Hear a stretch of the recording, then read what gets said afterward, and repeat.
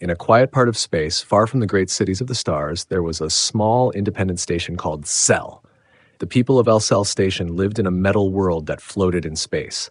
They mined asteroids, stored ancient knowledge, and protected their way of life. But close by was a vast and powerful civilization, the Teixcalaanli Empire.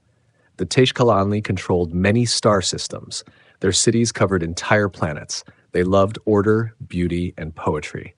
They also believed their culture was the best in the universe. They did not conquer with guns alone. They conquered with language, art, and pride. When the last ambassador from Lascelles, Iskander Agavin, suddenly died on Teixcalan, Lascelles sent someone new, a young woman named Mahit Dzmare. Mahit had studied the empire her whole life. Before leaving, she was given a powerful memory device called an imago machine. This device, implanted in her skull, held a copy of Iskander's consciousness, his memories, his advice, his personality. But there was a problem. Iskander had been away from Lascelles for too long. His last memory update was 15 years old. If anything important had happened in those years, Mahit wouldn't know, and neither would the Iskander in her head. When Mahit arrived on the planet Teixcalan, she entered a world of bright towers, flying cars, and people who spoke in poems. Everything was beautiful, but everything was also dangerous. Mahit was met by her new guide, 3 Seagrass, a clever and curious government aide. 3 Seagrass introduced Mahit to her close friend, 12 Azalea, who worked in the Ministry of Information. These two became Mahit's closest allies. Soon, Mahit realized something terrible. Her imago had been sabotaged. The voice of Iskander inside her went silent. Without him, she was alone in a foreign world. Then came an assassination attempt. Mahit was nearly killed. She was saved by 19 Adze, a powerful noblewoman close to the emperor himself. Mahit could not tell if 19 Adze was her protector or someone who wanted to control her. Meanwhile, the empire was in crisis. The ruler Emperor Six's direction was very old and near death. Many nobles and generals wanted to be the next emperor. Civil unrest grew. Riots filled the streets. And to make things worse, the empire announced a plan to annex Cell Station. Mahit had to act. She secretly visited the morgue and recovered a new imago from Iskander's corpse.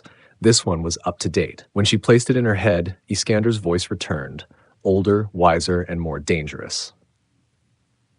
With Iskander's memories, Mahit learned the truth. Iskander had promised the emperor the imago technology. He thought he could protect Elzel by tying it to Teixcalan. But others disagreed.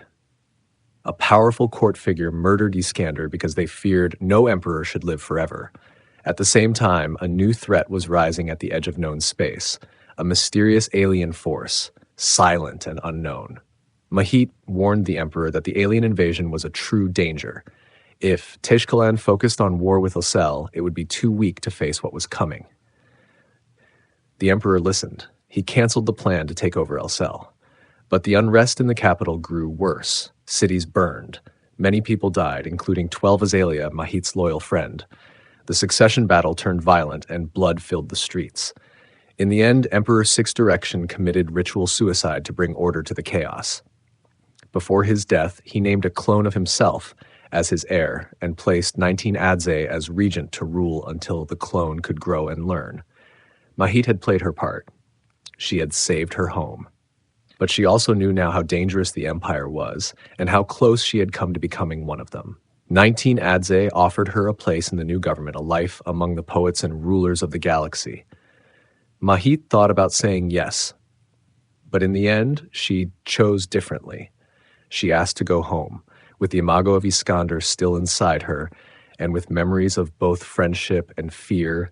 Mahit Dzmare left the empire and flew back toward the stars by Hess, where her small station still waited.